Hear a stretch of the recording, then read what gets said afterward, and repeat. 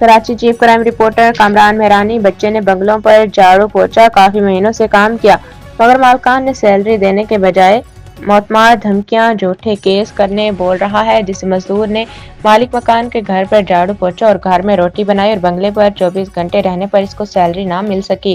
कफ्टन police station पर चक्कर लगाने पर मसला हल नहीं हुआ। दरख्वास्त भी जमा कराई है। नेवल कॉलोनी, दो तलवार, मकान नंबर D283।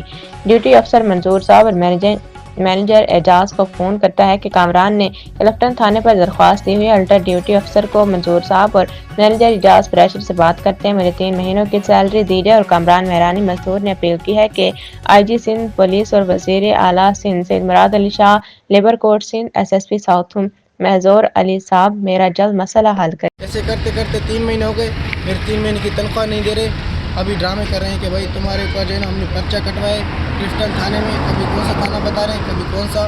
अभी मेरी गुजारिश, कहाँ पर काम करते थे, कहाँ पर? ये दो तलवार नेवल कॉलोनी पे। कौन थे वो जिसके बाद आप काम करते थे? वो पंजाबी थे, वो NIT दफ्तर में वो कुछ अफसर वगैरह हैं। क्या नाम था उनका? मंजूर अहमद। अच्छा। मेरे को लेके गया था, उसका नाम एजाज मैनेजर। अभी वो भी न थाने में आ रहे हैं, मैं रोज़ थाने के चक्कर काटता हूँ। 20-25 दिन हो गए, ना खुद आ रहे हैं ना ही वही तसल्ली से बात ही कर रहे हैं। मेरे पैसे रुपये में मेरी गुजारिश से IG सिंध से SSP साउथ मंजूर अहमद साहब से कि वो मेरे पैसे दिलवाएं। बहुत शुक्रिया।